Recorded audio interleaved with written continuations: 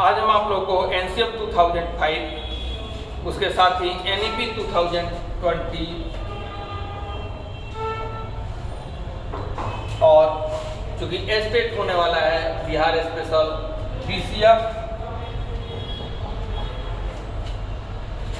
2008 बताएंगे। सीटेट में एनसीएफ और एनईपी से तो क्वेश्चन आ ही रहा है, आप लोग देख रहे होंगे। स्टेट में इन दोनों से तो आएगा ही, साथ में बिहार का करिकुलम बीसीएफ से भी आएगा प्रश्न। तो एक कम समय में बहुत कुछ तो सारे पेज को नहीं बता सकते हैं, उसके लिए अधिक टाइम चाहिए, लेकिन एक बेसिक नॉलेज आपको हम देंगे। ये है क्या, जो लोग बिल्कुल नहीं जानते हैं, क्योंकि मेरे जो सीटेट के स्टूडेंट हैं तो इन दोनों को बहुत अच्छे से हम बताए हैं, इन दोनों को जानते होंगे। बीसीएफ चूँकि बिहार में जब बीटेक होता है या स्टेट होता है तो बताया जाता है।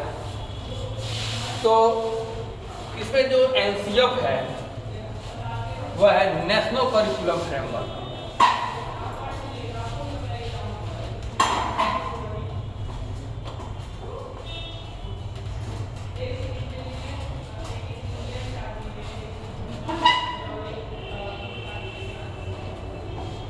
National curriculum framework 2005। तो नेशनल से एन, करिकुलम से सी और फ्रेमवर्क से एफ, 2005 हो गया। अब इसको हिंदी में लिखेंगे राष्ट्रीय पाठ्यचर्या की रूपरेखा। रूपरेखा शुद्ध हिंदी है, बहुत लोग इसको नहीं इस्तेमाल करके सीधे हिंदी में फ्रेमवर्क लिख देते हैं। परीक्षा में फ्रेमवर्क करके आ सकता है, लेकिन हिंदी फ्रेमवर्क यहाँ दिया ही है रूपरेखा। राष्ट्रीय पाठ्यचर्या की रूपरेखा 2005। देखिए पहले एनसीएफ के बारे में थोड़ा बहुत बता देते हैं, फिर आएंगे एनईपी पे, फिर आएंगे एनसीएफ पे। कम समय में पहले बता चुके हैं, इसके लिए जब हम सीटेट में पढ़ाते हैं तो लगभग 10 क्लास 15 क्लास एक पे हम लेते हैं और वह डिटेल में चीज़ों को बताते हैं। अभी वक्त उतना नहीं है, तो चूंकि मेरे जो स्टेट के स्टूडेंट हैं उनको ऑलरेडी इसका पीडीएफ हम दे चुके हैं, उसको पढ़ रहे होंगे और फिर आज थोड़ा सा बेसिक चीज़ हम बता रहे हैं। तो देखिए ये एनसीएफ 2005 जो है ये नेशनल करिकुलम फ्रेमवर्क है।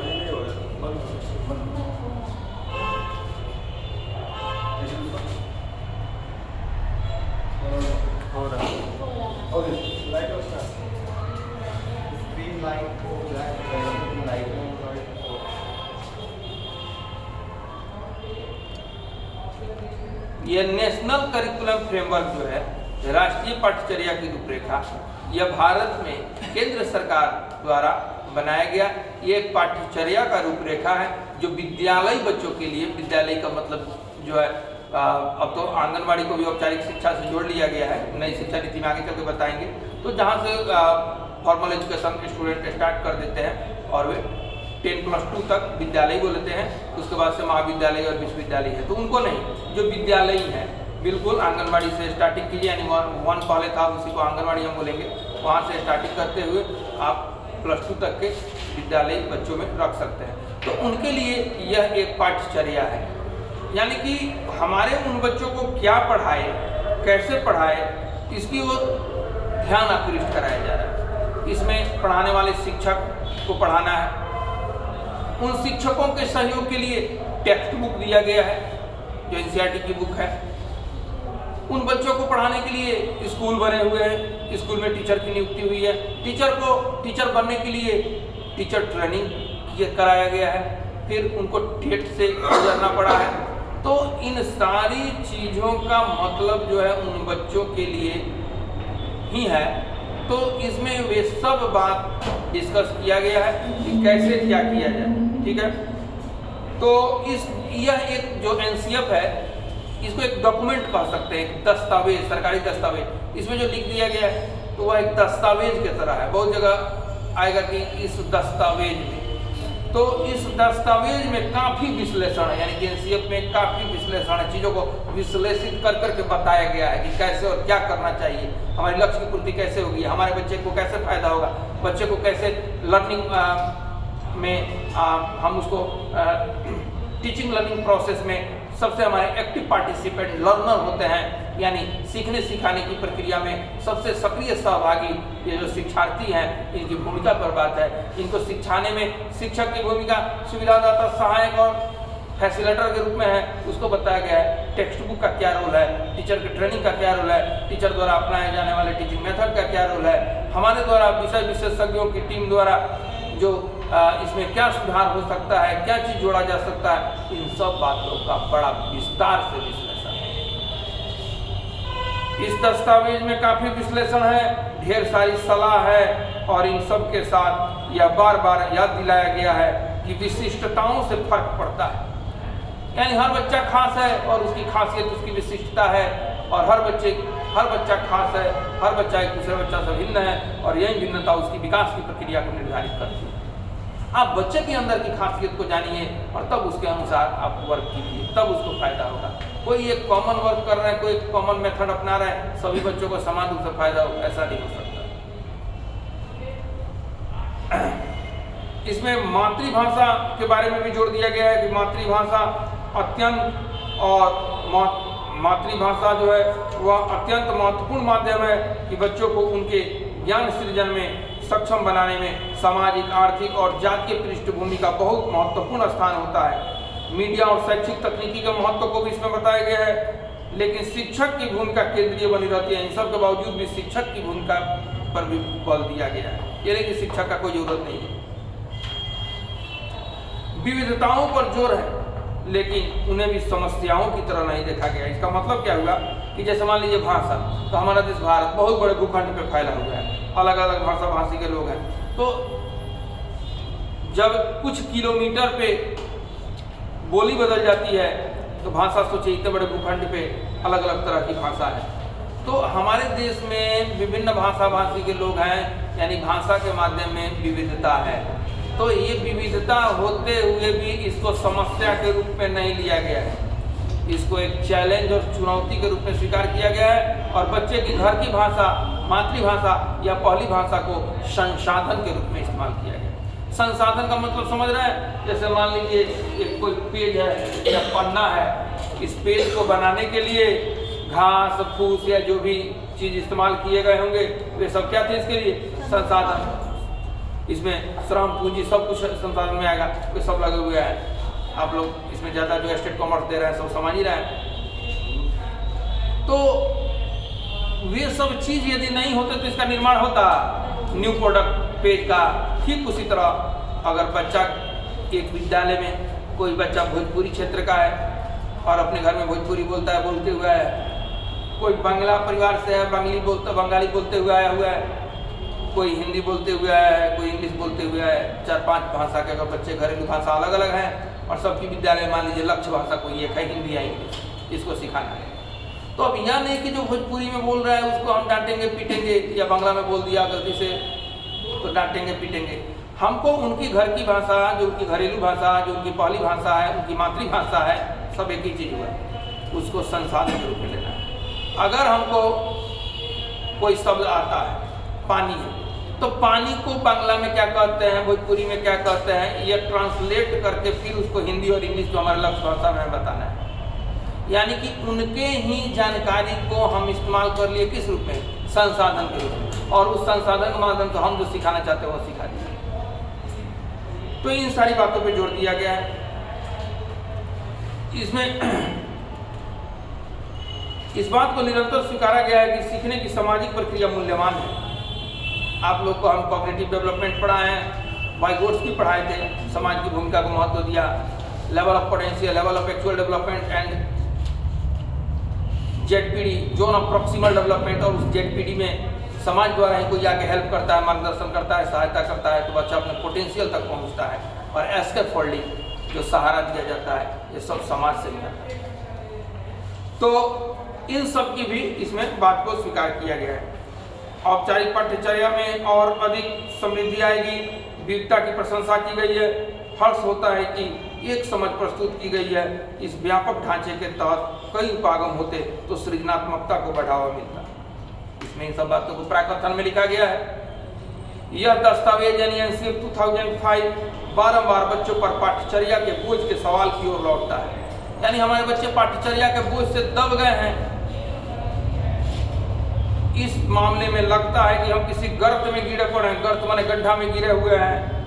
हमने समझ के बदले थोड़े वक्त के लिए काम आने वाली जानकारी के अंबार को अपना लिया है, यानी बच्चे को समझाने के बजाय रटा देना और रट के वो परीक्षा पास कर जा रहा है, यानी थोड़े वक्त काम आ जा रहा है, तो इसको हमने महत्व दे दिया है। इस प्रक्रिया को उलटना होगा। रोट लर्निंग क्या रट के हमेशा वो काम कर सकता है? जब तक समझेगा नहीं, कॉन्सेप्ट फॉर्मेशन नहीं होगा, तो इस प्रक्रिया को क्या करना होगा? बदलना होगा। ठीक है, उलटना होगा। खासकर इस वक्त जब हम सब कुछ जो याद किया जा सकता है फट पड़ने को तैयार है। कहने का मतलब दुनिया का हर चीज आप चाहोगे बिना समझे हम रट ही ले। ठीक है, तुम पहाड़े रटे अपने टाइम में और आज तक याद है, लेकिन पहाड़े रटने के साथ साथ बाद में तुम गणितीय बुनियाद भी तो समझे। 2 2 दूना 4 2 3 6 2 चौका 8 2 5 10 आपने सीखा, तो बाद में 2 × 1 = 2, 2 × 2 = 4, 2 × 3 = 6। ये गणितीय बुनियाद है, आपने समझा ना? तो इस तरह समझना जरूरी है। अब दुनिया का हर चीज तुम चाहोगे ऐसे ही रट के याद कर ले, तब तो ठीक वैसे ही हो जाएगा जैसे एक बैलून और गुब्बारे में हवा भरा जाता है, तो ठीक है फूलता है, लेकिन एक बार क्या होगा? फटेगा, फट जाएगा।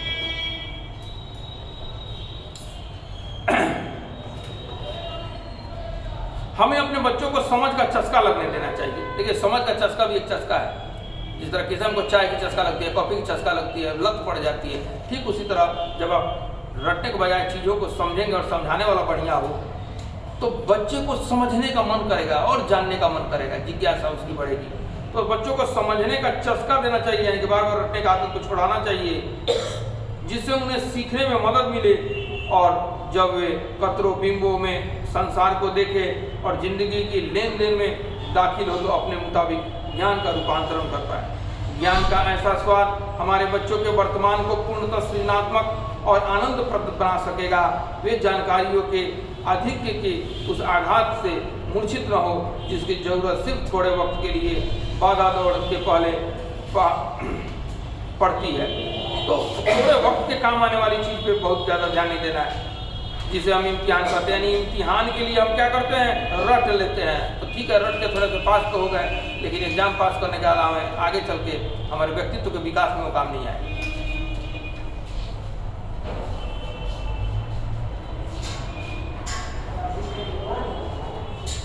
तो इस तरह बहुत सारी बातें हैं, क्योंकि बहुत लंबा हम क्लास नहीं लेंगे। इसके बाद कॉमर्स विषय की क्लास है, तो एनसीएफ में ये सारी बातें हैं। एनसीएफ का आपको हम दे दिया है, ध्यान दीजिएगा।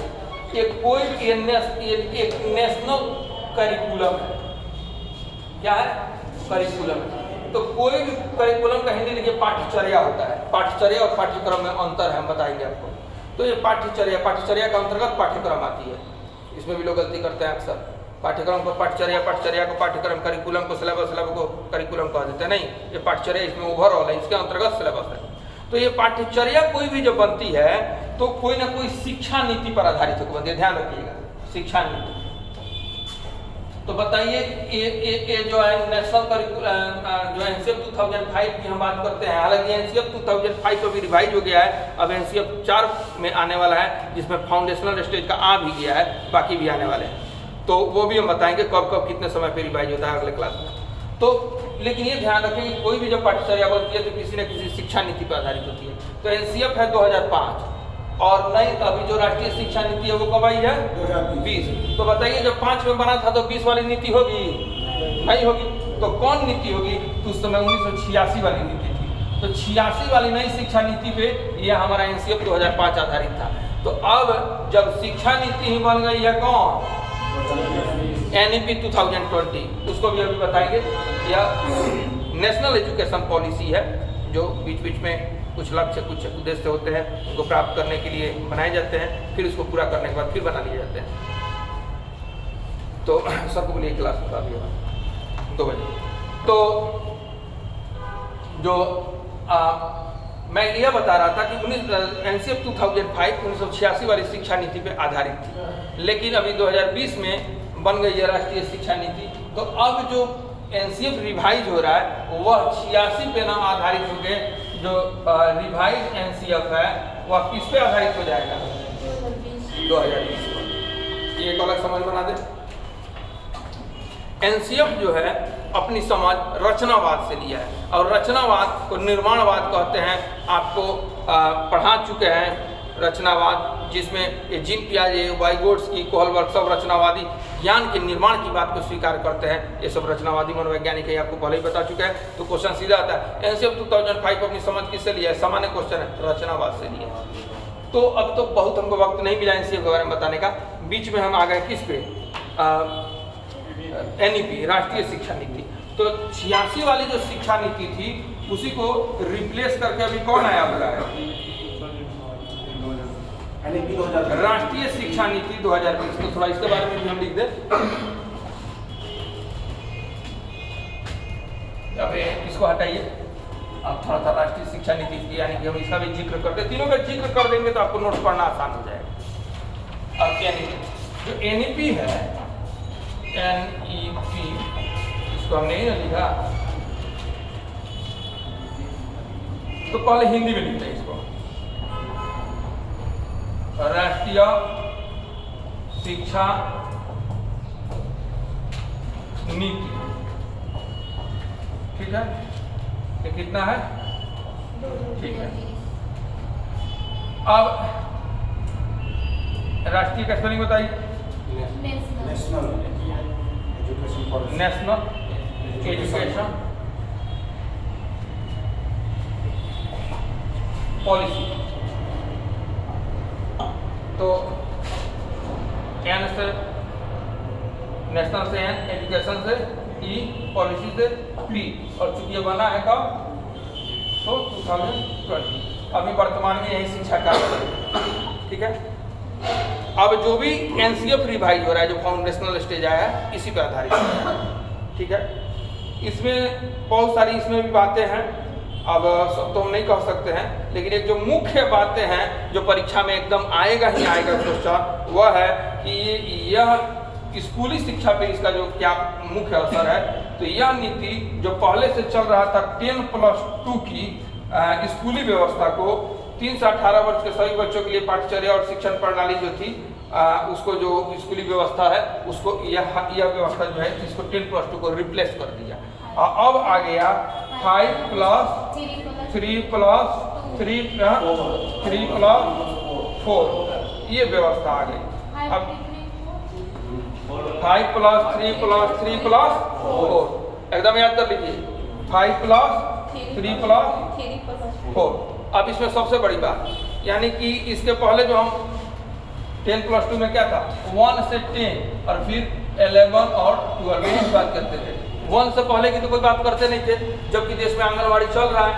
तो आंगनवाड़ी को औपचारिक शिक्षा से नहीं जोड़ा गया था इस नीति के पहले तक। इस नीति की सबसे मुख्य बात है कि जो 1 से पहले के जो फाउंडेशनल चीज़ें हैं, जो आंगनवाड़ी, प्री स्कूल, बाल वाटिका के नाम से हमारे देश में चलते हैं, तो उनको भी औपचारिक शिक्षा यानी फॉर्मल एजुकेशन से जोड़ लिया गया है। एक चीज़ हो गया। और जब उनको जोड़ लिया गया है तो 10+ जो ये 2 वाली फिगर थी, 10+2 ये खत्म हो गए, 5+3+3+4 वाली फिगर हो गई है। ये 5+3+3+ क्या है, ये जो 5 वर्ष है ये फाउंडेशनल है, और इसमें जो है 0 से 3 वर्ष तक बच्चे को माँ के पास छोड़ दीजिए। तो 3 वर्ष के बाद जो बच्चे 4, 5, 6 यानी 3 वर्ष और 2 साल 1 और 2, तो इस टोटल को 5 कर दिया गया है। समझे बात को? यानी 1 से पहले 3 साल जो प्ले स्कूल में पढ़ते हैं, और 1, 2, तो 3 और 2 मिलकर कितना हुआ? 5। ये वही 5 है, और यह है फाउंडेशनल। अब दूसरा बच्चा जो है, यानी कि मान लो कि 2 साल का जो 1 और 2, अगर 1 में बच्चा 1 और 2 पढ़ने में बच्चा 6 के बाद से 7 और 8 ईयर का हो गया। ठीक है। अब वही बच्चा जो 8 साल का हो चुका है वह 3 क्लास और पढ़ेगा, वह यानी वो 8 साल का हो गया है और 1, 2 पढ़ लिया है।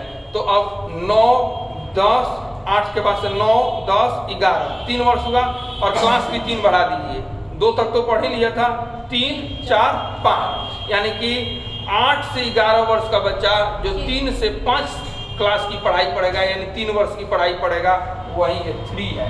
और इसका नाम दे दिया गया है प्रिपरेटरी। अब हमारा बच्चा 5 तक पढ़ लिया और वह 11 साल का हो गया है। अब 11 साल के बाद 3 वर्ष और जोड़िए, 11 पर से 12, 13, 14 वर्ष का बच्चा हो गया। और 5 तक जो पढ़ लिया था तो क्लास 3 को कौन पढ़ेगा? 6, 7, 8, तो वही 3 वर्ष यह है और इसका नाम है मिडिल।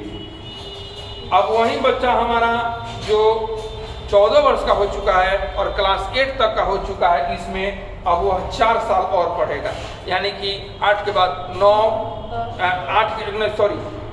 8वें तक तो वह क्लास में पढ़ा था। हम एज की पहले बात करेंगे, यानी जो बच्चा मेरा 14 वर्ष का यहाँ तक हो गया है उसमें हम 4 वर्ष और जोड़ेंगे, 14 से 15, 16, 17, 18, तो जब 4 वर्ष उसमें और जोड़ दिए तो उसके क्लास भी 4 बढ़ जाएंगे, यानी कि वे 8वीं तक का बच्चा 9वीं, 10वीं, 11वीं, 12वीं तक पहुँच गया और यहाँ 4 है। तो ये फिगर बन गया, यानी 10 + 2 वाली फिगर को रिप्लेस करके 5 + 3 + 3 + 4 की फिगर बन गई। ये सबसे बड़ा परिवर्तन है, इस पे क्वेश्चन रहेगा। अब ये तो 2 चीज हम चर्चा कर दिए, चूंकि वक्त नहीं है, इसके बाद एक और क्लास होने वाले हैं तो थोड़ा सा हम एक और अब लिख दिए हैं, चूंकि BCF तो उसके बारे में बता ही दें।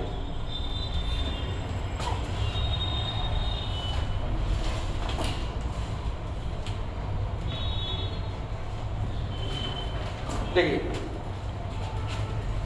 NCF कहाँ बना?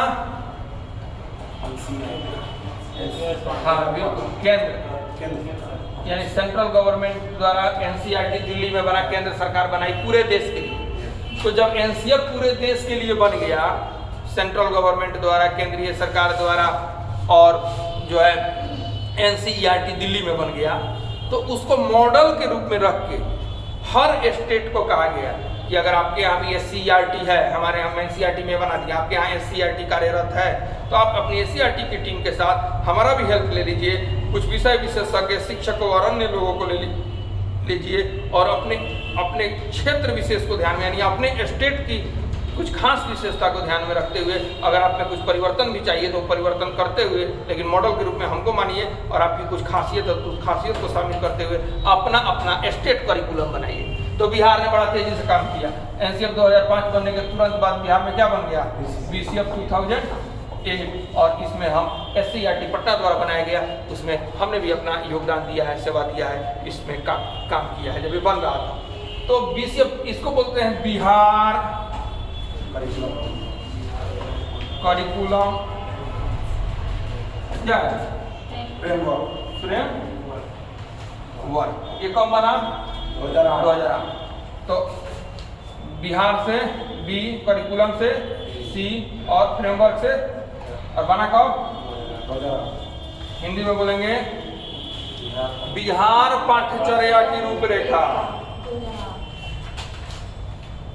बिहार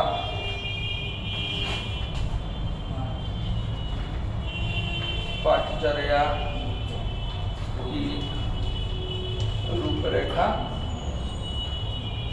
2008। ये राज्य शिक्षा शोध एवं प्रशिक्षण परिषद द्वारा बना, जैसे NCF बना था NCERT द्वारा, ये बन गया SCERT द्वारा।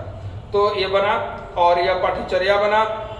इस पाठ्यचर्या में भी बनी विद्यालय बच्चों के लिए बना, सब विश्लेषण है। जिस तरह NCF 2005 में विषय विशेषज्ञों की टीम, शिक्षक, अभिभावक, यहाँ तक कि छात्र अपनी समस्या भी रख सकते हैं, वे सबको लिया गया, सब पे विचार विमर्श किया गया और कड़ा मंथन हुआ। जैसे मंथन के बाद रस निकलेगा, अमृत निकलेगा, उसी तरह अमृत के रूप में NCF निकला। ठीक वही काम BCF में किया गया। इसमें भी NCERT की टीम को बुलाया गया, SCERT की टीम, विषय विशेषज्ञ की टीम, अदर यूनिवर्सिटी के जो अच्छे लोग थे, विषय विशेषज्ञ थे, सब्जेक्ट एक्सपर्ट थे, उनको बुलाया गया। अजीम प्रेमजी फाउंडेशन का सहयोग लिया गया, यूनिसेफ का सहयोग लिया गया, बहुत सारे NGOs आए और सब लोग के विचारों का विमर्श किया गया। यही काम NCF में भी हुआ था, वही काम बिहार के धरती पे BCF में हो रहा है और बन के तैयार क्या हुआ? BCF 2008। इसको हम दे चुके हैं, आप उसको लाइन बाई लाइन पढ़िए, क्योंकि बिहार का बिहार का एग्जाम है ना, तो जाहिर सी बात है, जैसे आप BPSC देते हैं, बिहार स्पेशल क्वेश्चन बहुत होता है, UPSC के तुलना में बिहार स्पेशल आप पढ़ते हैं ना, ठीक उसी तरह से CTET में अगर NCF से पूछेगा तो BTET और STET में BCF से पूछना चाहिए। वैसे आप एनसीएफ भी ध्यान में रखेंगे, बीसीएफ भी ध्यान में रखिए, और स्टेट के वाले स्टूडेंट को हम बोल रहे हैं, और जो है एनईपी को भी ध्यान में रखिए। एनईपी और एनसीएफ दो पढ़ने से सीटेट का आपका काम हो जाएगा, लेकिन बिहार का एग्जाम देना है तो एनसीएफ एनईपी के साथ साथ हमको क्या देखना होगा, बीसीएफ भी देखना होगा, और इस तरह से आपके अच्छे अंक आ जाएंगे। अब यह तीनों जो थोड़ा सा हम इस पे आपको एक दिशा दे दिए कि क्या है कैसे है। अब इसके लिए हम आपको एनसीएफ भी दे चुके हैं, पीडीएफ बीसीएफ भी दे चुके हैं, और एनईपी भी दे चुके हैं। और एनसीएफ का जो रिवाइज आ गया है फाउंडेशनल स्टेज का, वो अभी हम दे चुके हैं। सीटेट वाले स्टूडेंट को दे दिया है, शायद स्टेट वाले में नहीं दिया है, उनको हम दे देंगे। तो इसको पढ़िए, आप बस इतना ही दिमाग में रखेंगे कि एनसीएफ 2005 जो है वह शिक्षा नीति 86 पे आधारित थी। अब जो एनसीएफ रिवाइज हो रही है वह किस नीति, राष्ट्रीय शिक्षा नीति 2020 पर आधारित है। शिक्षा नीति पे करिकुलम आधारित होता है, करिकुलम पे शिक्षा नीति नहीं आधारित होती है, ध्यान रखिएगा। और एनईपी की सबसे बड़ी बात, एकदम कान खोल के पूरा उतना पन्ना नहीं पढ़िए, मेरे 2 शब्द सुनेंगे, मतलब 2 लाइन। पहला लाइन, क्लास 1 से पहले की जो पढ़ाई है वह इससे पहले औपचारिक शिक्षा में नहीं जोड़ा गया था, लेकिन इस नीति ने क्लास 1 से पहले की जो आंगनवाड़ी, बाल बाटिका, प्री स्कूल वाली पढ़ाई है उसको भी औपचारिक शिक्षा से जोड़ लिया। और दूसरी बात, पहले जो 10+2 की व्यवस्था थी, अब वह चूंकि जोड़ने से फिगर चेंज हो गई है, 5+3+3+4 यानी 10+2। बस इतना याद रखेंगे। एनसीएफ रचनावाद से समझ लिया है, सीखने में सबसे सक्रिय सहभागी स्टूडेंट को मानता है, शिक्षक सुविधादाता, सहयोगी है, फैसिलेटर है। इस बात को गांठ पढ़ के रखिएगा। बिहार की विशेषता को ध्यान में रखते हुए बिहार करिकुलम बना, तो बिहार में मान लीजिए जो नेशनल करिकुलम बना था उसको तो मॉडल के रूप में बीसीएफ ने लिया ही, लेकिन बिहार की विशेष क्या, तो जैसे मान लीजिए बिहार जो है बहुत बड़ा क्षेत्र है, तो इसमें भी कुछ किनारे के क्षेत्र हैं जो हांसीकृत क्षेत्र हैं, अभिवंचित वर्ग के बच्चे रहते हैं, थारू बहुल क्षेत्र है जहाँ पे सुविधा का अभाव है, उनको भी ध्यान में रखा गया है। उन्हीं चीज़ों को जो सिद्धांत है मार्गदर्शक सिद्धांत में स्पेशल बिहार में जोड़ा गया है। अगले क्लास में इसके बारे में कुछ और हम बताएंगे, अभी कॉमर्स की क्लास में।